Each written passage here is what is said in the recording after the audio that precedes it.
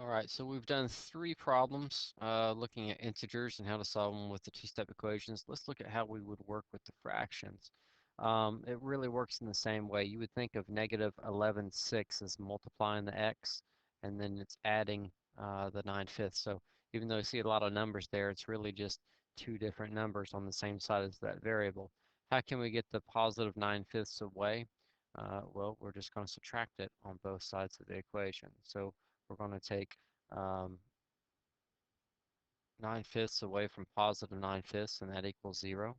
Okay, we'll pull down 11/6x equals, and because I subtracted the 9/5 from the left side of the equation, I have to subtract 9/5 from the right side of the equation. How can we make 4 into a fraction? Put it over 1. So then I've got to get common denominators. I'm going to times 1 by 5.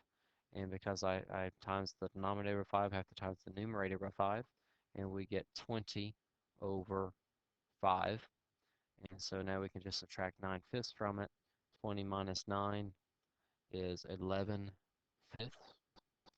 And this negative 11/6 that we brought down is multiplying the x. So we need to divide both sides by 11/6. So that cancels that out. And now we can divide this side by negative 11/6. And if you remember, we divide fractions by flipping the second one upside down and multiplying. So we get 66 over negative 55. That will simplify down to a lower fraction because we can divide both of them by 11, and we get 6 over negative 5. So what does x equal?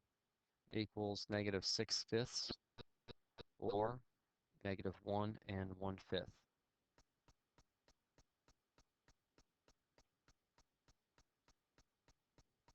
What do you do when the equation has mixed numbers and you don't have a calculator? How about you turn them into an improper fraction? 6 times 2 is 12. 12 plus 1 is 13. So 6.5 becomes 13 too. Just slide the b right there. We've already got 5/4 into a fraction, so we're good there. And then what's 3 times 12? That's 36. 36 plus 1 is 37, and it's negative, so it's negative 37 over 12. Um, you can do a lot of different things at this point, but trying to keep it a little bit more simple. Let's just go ahead and subtract 5/4 from both sides of the equation. And you know that 5/4 minus 5/4 is 0. So we'll pull down our 13 over 2, which is still multiplying the b. Pull down our equal sign. And now we've got to get a common denominator. So 4 times 3 is 12. Multiply the numerator by the same number, that'd be negative 15. And so now we've got negative 37 over 12, or negative 37 minus 12. So um, negative 37 minus 15. I'm going to change the signs here, keep this the same, change it, change it. So that's going to be negative 52 over 12. And then here's the last part that really causes the most issues.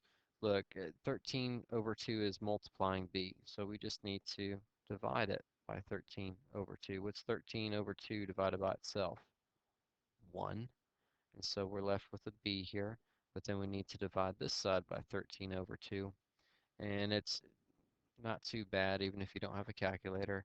Keep the first fraction the same, flip the other one upside down, multiply straight across. So this equals negative 104 over, let's see, 12 times 13. Sorry, my brain's just not up to the challenge right now. So we'll just call it 156 over 156.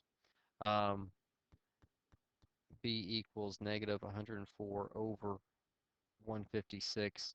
Please keep in mind, normally you would need to simplify, but this video is not about simplifying fractions. It's about how do you solve these equations.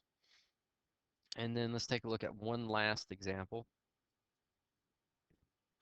Well, actually, come to think of it, we can divide top and bottom by 52, so that it should simplify down to negative 2/3, and that will do it right there. Let's look at one last example.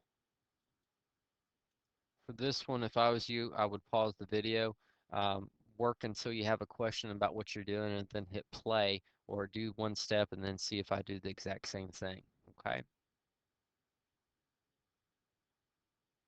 So there we go, getting the mixed number converted into an improper fraction.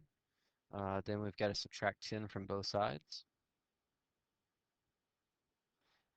However, while this works over here, we've actually got to turn this into a fraction and then get a common denominator. So times this by 24, times that by 24. We're going to get negative 240 over 24. And then that lets us be able to handle this.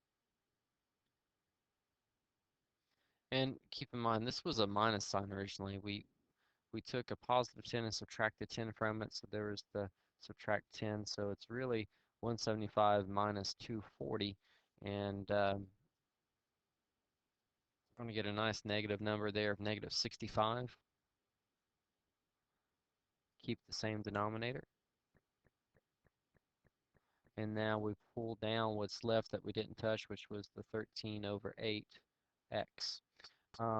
Since we're actually multiplying 13 over 8, again, we would just divide this side by 13 over 8, and that gets the fraction out of the way. So x is now by itself, but now we have to um, divide this number, or this fraction, negative 65/24, by 13/8.